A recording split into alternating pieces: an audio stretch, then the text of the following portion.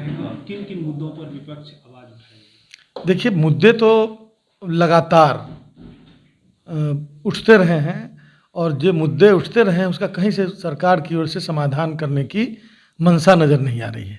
पहले से ही बेरोजगारी का मुद्दा बहुत सर चढ़कर बोल रहा है।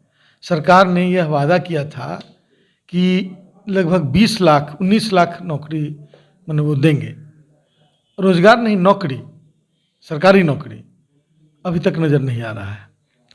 बेरोजगारों की संख्या 3 गुनी हो गई है बिहार के अंदर। आपने पढ़ा होगा पत्रों में कि 3 गुनी बेरोजगारों की संख्या हो गई है।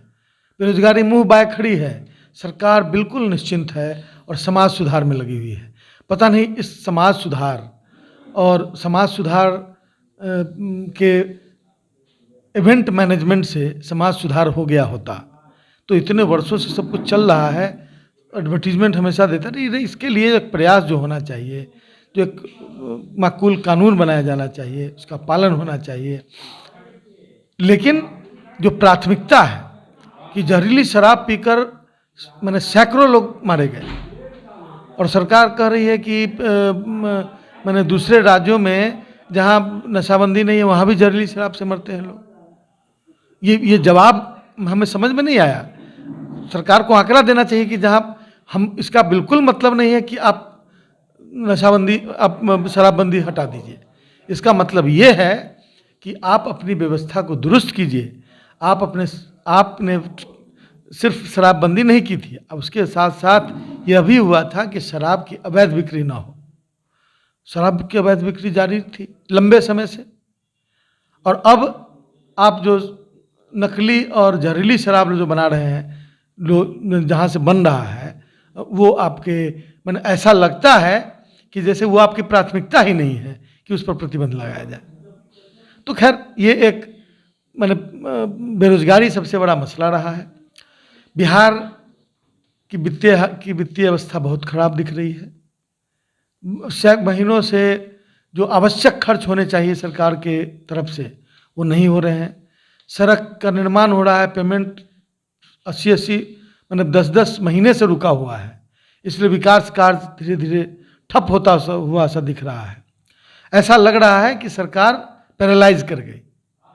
लॉ एंड ऑर्डर के मामले बहुत बड़ी संख्या में बहुत तेजी से बढ़ रहे हैं। आपने देखा होगा कि पूरे बिहार में लॉ एंड ऑर्डर की स्थिति बहुत बुरी है और लॉ एंड ऑर्डर को नियंत्रित करने का तरीका क्या है सरकार का? तो FIR नहीं लो, ताकि CRB में, क्राइम रिकॉर्ड ब्यूरो में वो लिस्ट ना हो। तो ये जो तरीका है मैं नहीं समझता कि जैसे शुतुरमुर्ग आंधी आने पर बालू के अंदर अपना मुंह छिपा लेता है और सोचता है कि आंधी चली गई। आंधी गई नहीं है। नीतीश कुमार जी और उनकी सरकार को जागृत होकर और जनता के साथ जो उन्होंने कमिटमेंट किया था और जनता की अपेक्षाओं और जो एक सामान्य प्रशासनिक व्यवस्था होनी चाहिए थी उसको बहाल करने की ज़रूरत है और उस पर विपक्ष अपनी बातों को मजबूती से रखेगा। और जो विगत दिनों में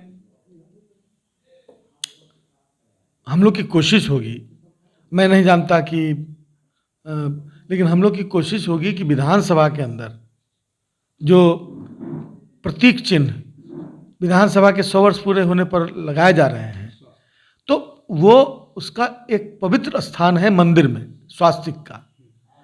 वो सियासत की जगह है। वहाँ पर जो बड़े सियासतदार रहे हैं, जिसको संविधान ने मान्यता दी, संविधान ने सम्राट अशोक के अशोक स्तंभ को मान्यता दी, इसलिए संविधान के ऊपर अशोक स्तंभ का चिन्ह अंकित होता है, अशोक चक्र होता है, झंडे के अंदर अशोक चक्र है, पैसे में से अशोक चक्र है। और जो अशोक की पैदाइश बिहार में है और जिसने विश्व बंधुत्व का संदेश दिया, जिन्होंने बुद्ध के विचारों को पूरी दुनिया में फैलाने का काम किया, जिस अशोक स्तंभ के नाम से देश की पहचान है, उसको अशोक उस स्तंभ को वहाँ न लगाया जाना, यह बिल्कुल बिहार के साथ अपमान है और बिहार के बहुजन समुदाय के साथ अपमान है। तो इस विषय पर भी हमारी कोशिश होगी कि हम बातों को उठावें। एक भ्रष्टाचार का भी सृजन मामला जो है, भ्रष्टाचार के तो मामले अब ऐसा लग रहा है कि जैसे बोल बोल के लोग थक जाए, इसी की अवस्था के लिए छोड़ा गया है। जैसे धरना दे दे के लोग थक के घर चले जाते हैं, यही प्रजातांत्रिक व्यवस्था इस सरकार की है। उसी तरह भ्रष्टाचार के संदर्भ में उद्बोधन करने के बाद, उसका उद्भेदन करने के बाद एक से एक भ्रष्टाचार के किस्से हैं बिहार में, और मैं समझता हूं कि 50 से ऊपर भ्रष्टाचार के घोटालों के केस हो गए, लेकिन अभी तक किसी मामले में सरकार सीरियस नहीं दिख रही है, सिवाय उसके कि किसी के साथ विंडिक्टिव अप्रोच करना हो, कोई राजनीतिक प्रतिद्वंदी हो तो उसके केस को बहुत जल्दी खोल दिया जाता है। लेकिन जो भ्रष्टाचार के केसेस बिहार इस सरकार के अंदर रहे हैं, उनका उस पर कोई कार्रवाई लगता है कि बिल्कुल उसे ठंडे बस्ते में डालने की कोशिश हो रही है। तो निश्चित रूप से उसमें सृजन से लेके बहुत सारे मामले हैं, आपको मालूम है, दवा घोटाला से लेके कई तरह के घोटाले और उजागर हुए, कल होके स्क्रीन पर से हटा दिए गए।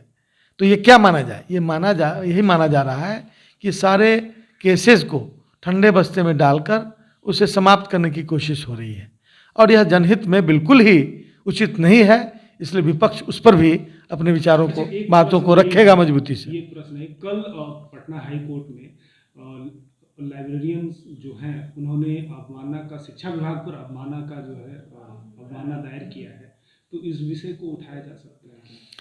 बिल्कुल, ऐसे मामले हम लोग के पास आते रहते हैं, जैसे शिक्षकों का मामला है, टीटी शिक्षकों का मामला है, अभी बहुत सारी गड़बड़ियाँ शिक्षक बहाली में देखी गई है, उस पर सारे प्रतिवेदन आ रहे हैं। हम लोग उसका अध्ययन करते हैं और विभिन्न माननीय विधायकों के माध्यम से प्रश्न, स्टार्ट क्वेश्चन, तारांकित प्रश्नों के माध्यम से या अन्य माध्यम से उसे सदन में रखा जाता है। तो मैं समझता हूँ कि सारे मुद्दे, उस तरह के मुद्दे आवेंगे सामने। एक ये भी प्रश्न है कि जैसे वार्ड सचिव का जो मामला है, पिछले दिनों बहुत आंदोलन भी, बड़ा आंदोलन हुआ था वार्ड सचिव के द्वारा, कि वो उनका जो नियुक्ति है, क्या इस मुद्दे को लेकर के विपक्ष सदन में आवाज उठाएगी? देखिए, ये वार्ड सचिव का मामला है, आपको ये जो ग्राम सरपंच को कचहरी, ग्राम कचहरी के सचिव का मामला है, ये तमाम ऐसे मामले हैं जो सरकार उसको एड्रेस ही, उनकी समस्याओं को एड्रेस ही नहीं करना चाहती है। ये सिर्फ इंगेज कर दिया गया है कि इनको बस एक सिंबॉलिक मतलब रोजगार के नाम पर, और उसको इस तरह से व्यवहार किया जा रहा है 5 वर्षों तक, जैसे कि आप जानते हैं कि कितनी पिटाई लगती है, और जो धरना का स्थल है वो ऐसी जगह पर बनाया गया है जहाँ पर चारों तरफ से नाले, सरांध, दुर्गंध के बीच उनको बैठने के लिए अमानवीय अप्रोच है। प्रजातंत्र में धरना देना, प्रदर्शन करना यह अधिकार है, और प्रजातंत्र में प्रतिरोध का प्रतीक है, और इन ऐसे कार्य के लिए आपने यदि कोई इस तरह का स्थल चुना है तो बिल्कुल ये गैर प्रजातांत्रिक और लोकतांत्रिक कदम है। तो मैं उसका भर्त्सना करता हूँ। बिल्कुल मैं कह रहा हूँ कि वो बिल्कुल अमानवीय है। या तो नालों की जो श्रृंखला वहाँ है उसको दुरुस्त किया जाए, और धरना के लिए कोई ऐसी जगह दी जाए कि जहाँ से आम आवाम से लेकर सरकार तक के कान तक उनकी आवाज़ पहुँचे। अब ये तो बिल्कुल लगता है कि जैसे सारे प्रदर्शनकारियों को, सारे विरोधियों को की आवाज़ को दबा रहे हैं, तो ये बिल्कुल गैर लोकतांत्रिक है। तो ये सारी चीज़ें, ये घटनाक्रम है, और बीच बीच में हम लोग उठाते भी रहते हैं।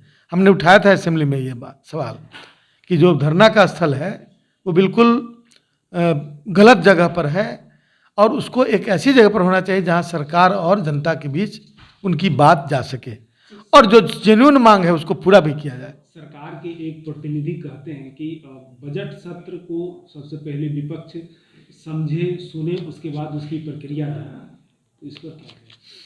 नहीं, आप शिक्षा व्यवस्था को दुरुस्त बता रहे हैं किसी भी भाषण में, मतलब महामहिम राज्यपाल के किसी भी भाषण में उस पर वाद विवाद होता है सदन में अगले दिन, तो अगले मतलब वर्किंग डे में, तो जब वाद विवाद होता है तो उसमें ये बातें कही जाती हैं।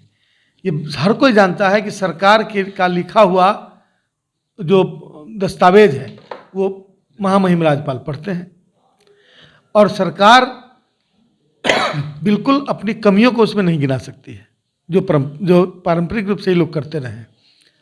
और जो कमी भी है ना, मतलब कभी कभी झूठ का पुलिंदा दिखने लगता है, तो आप महामहिम से झूठ बुलवा रहे हैं सदन में, ऐसा प्रतीत होने लगता है। तो स्वाभाविक रूप से प्रतिक्रिया आती है।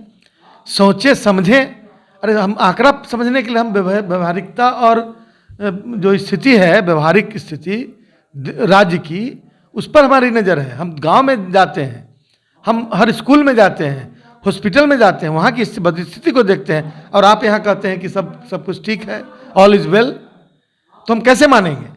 ये जनता है, जनता के बीच भी बात जानी चाहिए, सदन में उठना चाहिए कि आपने जो झूठ बोला, आपने जो, या तो आपको गलत सूचना दी जाती है पदाधिकारियों के द्वारा, तो जब हम फीडबैक दे रहे हैं या हम माननीय सदस्यगण, तो आप उसकी जांच करावें, जो दोषी पदाधिकारी उन पर कार्रवाई करें, ये अपेक्षा करते हैं हम। बजट सत्र में ठीक से सुन लें, वो कहानी तो सुनाते रहें और विपक्ष को समय कम दे, नहीं दे, तो फिर विपक्ष के पास क्या उपाय है?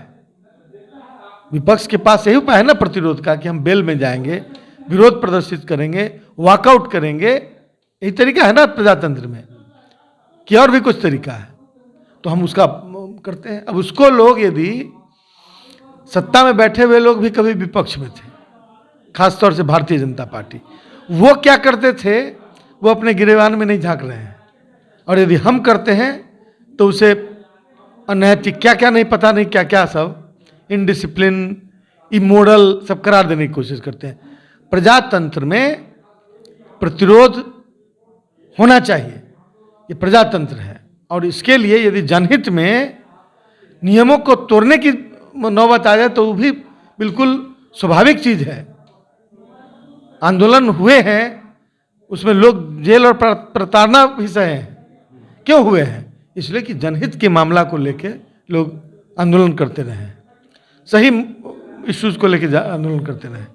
तो बिहार विधानसभा में हम लोग चाहेंगे कि सरकार भी अच्छी बात, सही बात सदन में पेश करे, और जो उनकी कमियां हैं उनको भी बतावे, और उसको दुरुस्त, उसको ठीक करने के रास्ते और उस पर पहल कदमी क्या हो रही है उसको सदन को सूचित करे, सदन में रखे, और तभी ना विपक्ष आपकी बातों में कुछ हद तक सहमति भी जता सकता है।